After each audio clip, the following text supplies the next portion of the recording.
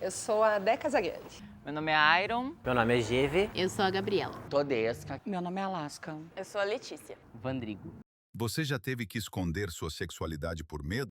Muito, porque muita gente, principalmente no feminino, eles entendem a questão de sexualidade como um fetiche. Então é delicado porque o fetiche, ele chama. Então a gente tem que ter uma malemolência em algumas situações. E tem também a questão da idade, né? Tipo, quando a gente conversa com pessoas muito mais idosas, muito mais velhas, eles têm toda essa questão estrutural também, né? Então eu acredito que sim. Já, com certeza. Acho que toda pessoa LGBT, no seu íntimo, já pensou que se eu for estar em público, eu não posso gesticular, eu não posso falar um pouco mais aberto. Então, muitas vezes, principalmente quando a gente está perto dos nossos pais, que a gente inclusive ainda está se descobrindo. Isso é um processo, acho que particularmente de muitas pessoas LGBT no ambiente de trabalho também. Isso é um fato, porque isso depende do seu ganha-pão também. Então, se você não for certinho, se você não demonstrar nenhum tipo de nenhum trejeito, beleza, o pessoal vai gostar de mim. Se eu demonstrar se quer alguma coisa, o pessoal já vai julgar, o pessoal já vai falar um monte de coisa e corre o risco de, às vezes, você ser demitido.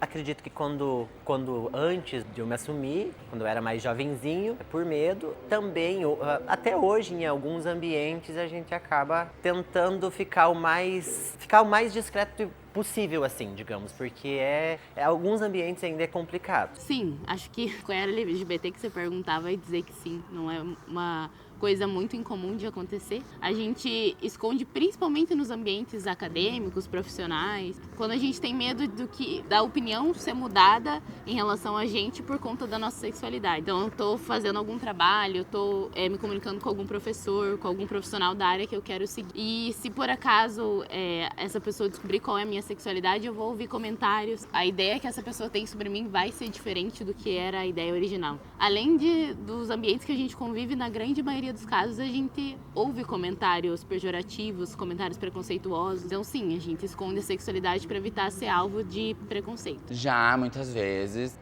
Aí que vem a Todesca. Não que seja um alter ego meu, sou eu, mas assim, foi depois dessa personalidade que eu comecei a assumir, que eu comecei a mostrar, tipo, realmente que eu não tinha medo, sendo quem eu era, entendeu? Usando o meu fio, entendeu? Saindo por aí sem medo, usando a roupa que eu queria, enfim. É isso, já tive muito que me esconder, sim, por conta de medo que alguma coisa acontecesse comigo, batesse em mim, enfim, porque a gente mora numa cidade bem preconceituosa, infelizmente, e é isso. Não só por medo, tipo assim, mas por questão de sobrevivência também. Por exemplo, a gente vive no país que mais mata pessoas trans e travestis do mundo. Então, eu tive que esconder durante anos, ainda mais pelo fato de eu crescer no berço evangélico. Então, tipo, minha mãe diácona, meu pai também. Então, eu tive que esconder durante anos a pessoa que eu era. Só que mais cedo ou mais tarde, todo mundo da comunidade tem que ter força de algum jeito para sair de dentro do armário, assumir sua sexualidade, sua identidade de gênero.